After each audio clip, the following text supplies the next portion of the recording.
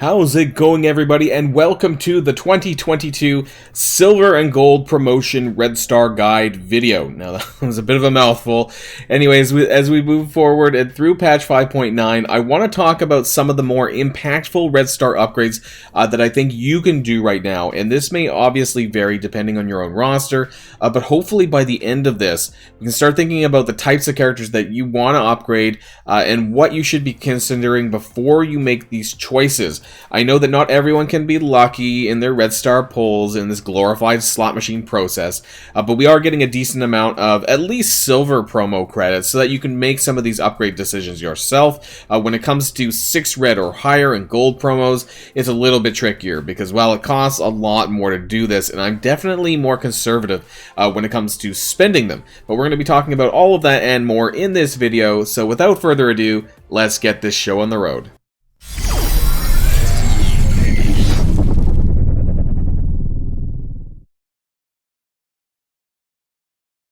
And before we get started on exactly what characters that I recommend for you to upgrade, we want to go over exactly how you're getting silver and gold promotion credits. For those of you who don't know, and I apologize for the objective not actually being here, but you do get 1 silver promo credit daily for doing your Alliance donation. So that is 30 that you're going to get right there. Now, for this strike pass, this is the winter strike pass. By the time you watch this video, it's probably over, so it doesn't really matter. But you do get, at least for this one, you got 30 silver promo credits at the very end. On normal strike passes, you're only getting about 20 silver credits, but that's at the very end at level 56. I would assume that this is going to go back to how it normally is, because this was the winter one, and it's going to go back to the regular 56 level strike pass. So you'll be getting 20 from there. You also get some silvers from the RTA pass, so you normally get about 5, I believe, or maybe a little bit more, but I think it's, I forget what level it is. It's with, I'm not going to go through the whole pass, but you get 5 from the RTA pass. You also get some silvers now from the login calendar.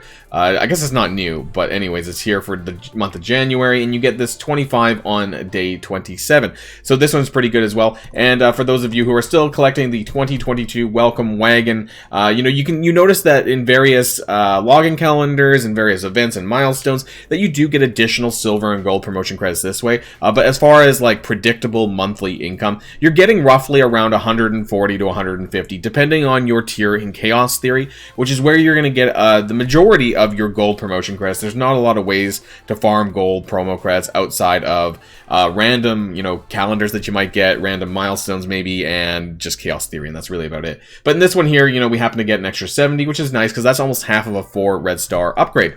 Or sorry, half of a 5 Red Star upgrade, because it's 150. So that's actually not too bad, and I wanted to just share really quickly, this is Chaos Theory Tier 7, and you can see here at the bottom, you get a guaranteed first-time reward of 75 silver, 40 gold, and then 20 silver, 7 gold, therefore after. So if you farm this 3 times, you get 60 silver and 21 gold. What does that mean? Well, as far as just Chaos Theory goes, that's going to take you 5 months to collect enough for a 6-star upgrade, and then if you wanted a 6 and a 7, well, that's going to take you about a year just on Chaos Theory alone. So hope that there's enough events to get you more gold promo credits. Now we're going to talk about exactly what I would recommend for upgrading using your silver first, and then we're going to be talking about my 6 Red Star Plus gold promo credit upgrades after.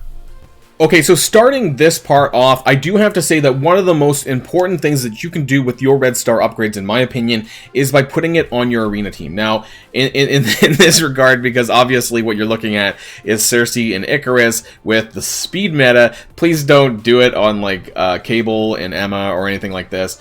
Do focus on characters like Cersei and Icarus, because they're going to be your main powerhouse for the Eternals and for this arena matchup. Now, if you're still using the Infinity Watch or whatever, honestly, I'm not sure I would do it at this point in time. However, when Infinity Watch first came out around June, I did stick a 6 red and a 7 red in Gamora immediately because I got the best bang for my buck and my best usage and my biggest return. If you're doing this later, the longer you wait to invest in red stars in a certain character, the less amount of value that you're probably going to get overall, especially when it comes to an arena meta team. Not not that you're not going to get this elsewhere where you're using them, but in terms of the largest return that you're going to get on an arena team, try to do it as soon as possible. Now, that being said, I want to bring up this spreadsheet here, and this is my Marvel Strike Force character spreadsheet. I have it in the red column here. These are when characters have become available in the Red Star store. So we know that at least as of recording this video, Cersei is available in the Red Star store. Icarus is not, because I'm not filming this.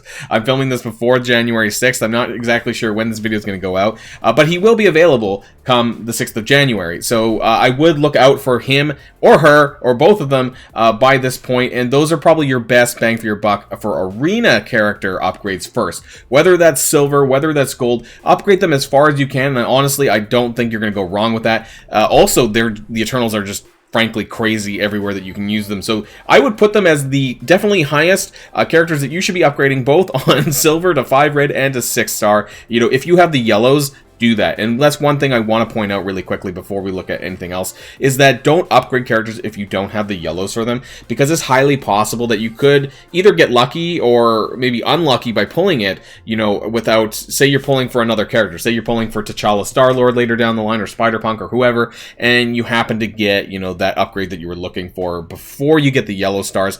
That way you don't need to spend the credits on this. I've had this before where I've accidentally bought someone before I actually had the yellows for it, and later down the line I ended up getting that upgrade again when I was pulling for someone else. So don't make that same mistake and wait for the yellow stars before you do that. Now, not everyone, of course, is going to be actually farmable, and you can see that by the green column here, but as far as the Elite Store Red Star column is here, normally you're going to see this about, I would say, 6 to 7 weeks after the release of a character. So you can see that Cersei was released on the 3rd of November 2021, and her Red Star date was the 23rd of December. So in this case, it was about 7 weeks. Sometimes it can be as early as 6 weeks. You can see with Silver Samurai, 8th of October versus the 17th of November. It varies on the character and I guess the mood of Scopely, but there it is. So I want to talk about some of the other characters that you should consider in your team outside of your upgrades, outside of Cersei and Icarus, and that's going to be the characters that you're using on a regular basis. These are the characters that your raid team is, because raid is something that you're going to be doing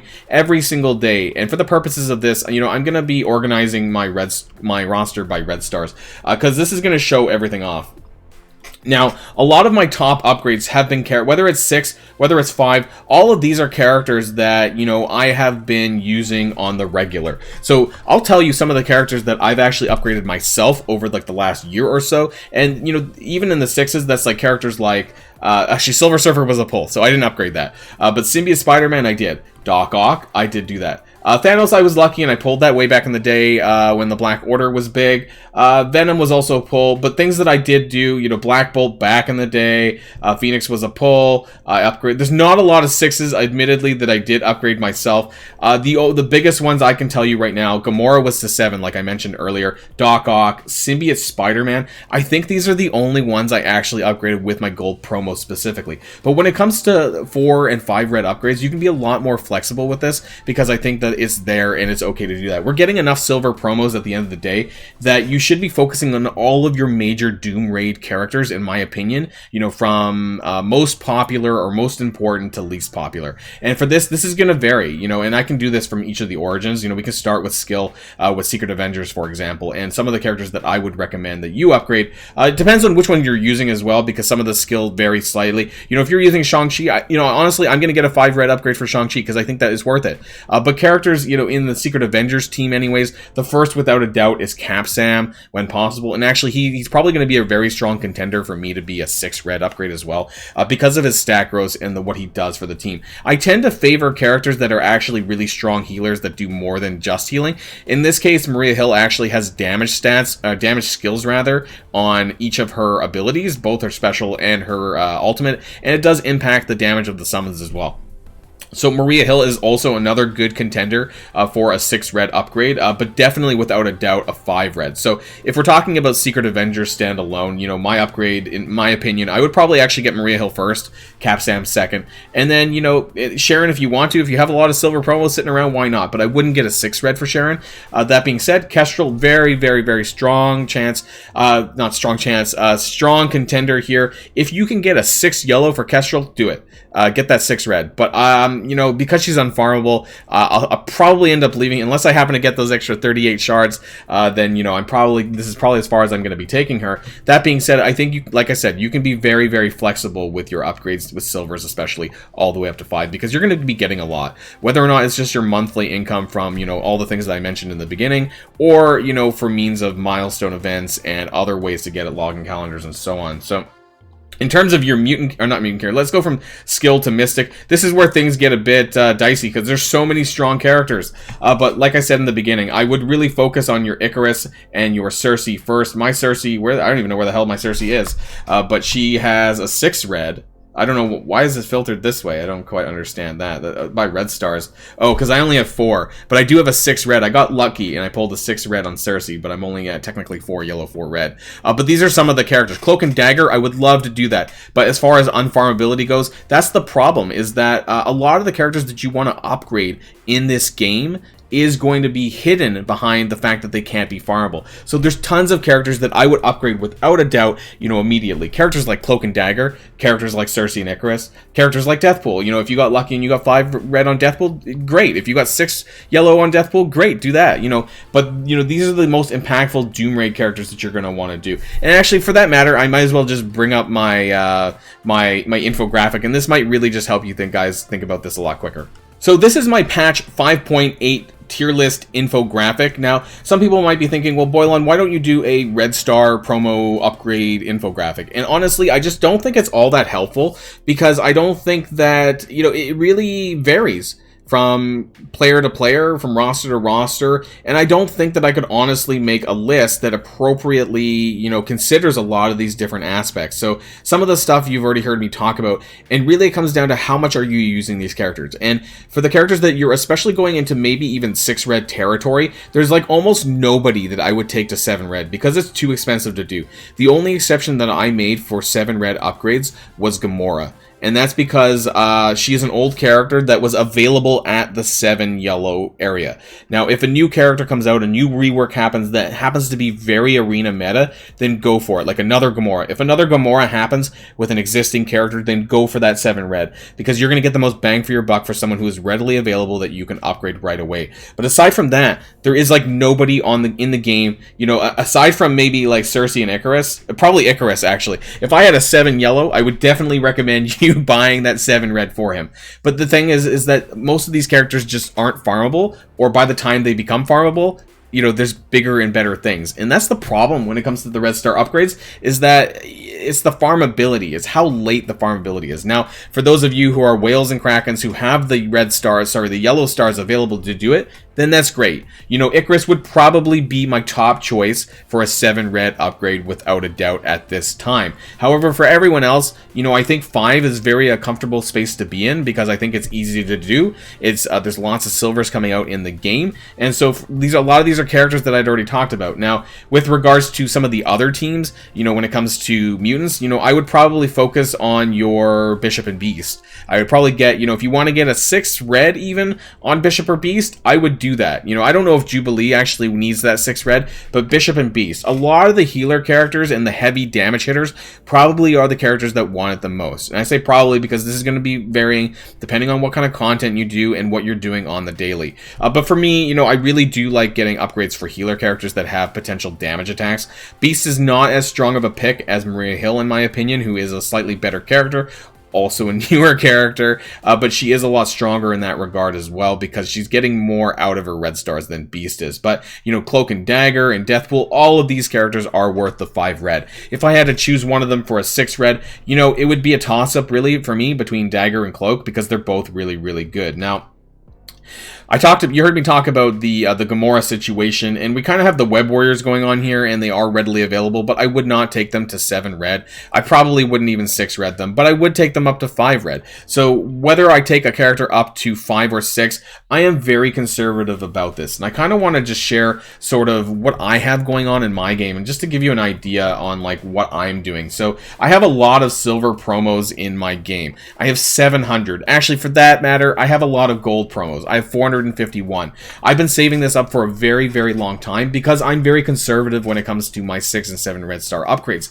I kind of want to sit, and I recommend, I know this sounds absolutely bonkers, I kind of think that people should probably sit on like 250 gold just in case another Gamora situation happens. That way, if you have another, you know, character that's already been pre-released, that you have a 7 yellow, then you can immediately take to 7 red, and then you're going to get a lot of bang for your buck that way. In terms of your others, I would just focus on 6 red upgrades for some of the characters that I mentioned. You know, the characters that you are using daily, whether or not that's your Eternals, whether that's your Secret Avengers, your Maria Hills, your Bishops, your whatever. You know, those are the kind of characters that I would recommend for you to be building on the 6 red. But, you know, for me personally, I'm going to be sitting at around 250 gold, and for every 100 that I get past that, I'll be considering some upgrades, I think, at that point.